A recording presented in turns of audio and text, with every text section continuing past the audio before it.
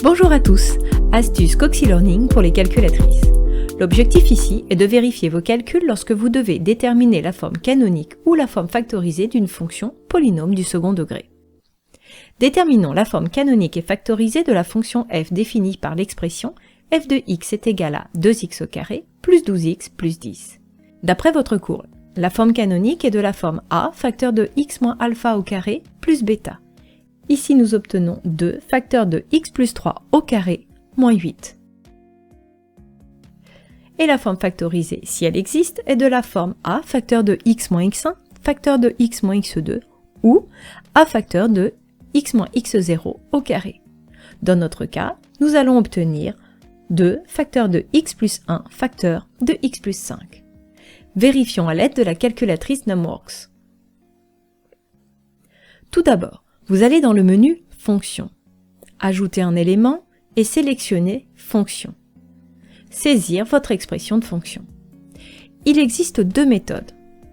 La première, saisir aussi la forme canonique obtenue.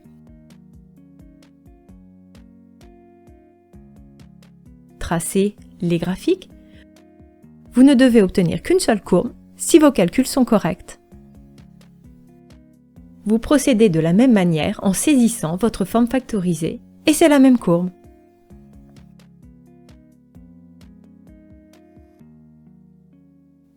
La deuxième méthode, saisir votre fonction, tracer le graphique. Appuyez sur la touche OK, puis calculer et enfin maximum ou minimum selon votre parabole. Ici, notre A est égal à 2 et positif, ainsi nous obtenons un minimum. Vous obtenez alors la valeur de alpha, ici est égal à moins 3, et bêta, ici, moins 8. Votre forme canonique est donc bien 2 facteur de x moins moins 3, c'est-à-dire x plus 3, au carré, moins 8. Pour la forme factorisée, cliquez sur OK, calculez, puis 0. Vous obtenez ainsi la valeur x1, ici, moins 5, et en se déplaçant avec la flèche, vous obtenez x2, ici, moins 1.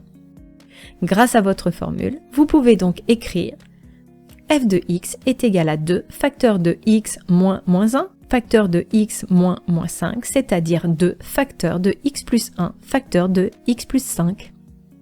Que se passe-t-il si f se factorise de la forme a facteur de x moins x0 au carré? Dans ce cas-là, votre graphique ne touchera qu'une seule fois votre axe des abscisses. La valeur de alpha sera aussi la valeur de x0. Et si f n'est pas factorisable alors? La courbe représentative de votre fonction ne touchera jamais l'axe des abscisses. Astuce idéale pour vérifier vos calculs permettant d'obtenir la forme canonique ou factorisée d'une fonction polynôme du second degré. À votre tour et à bientôt!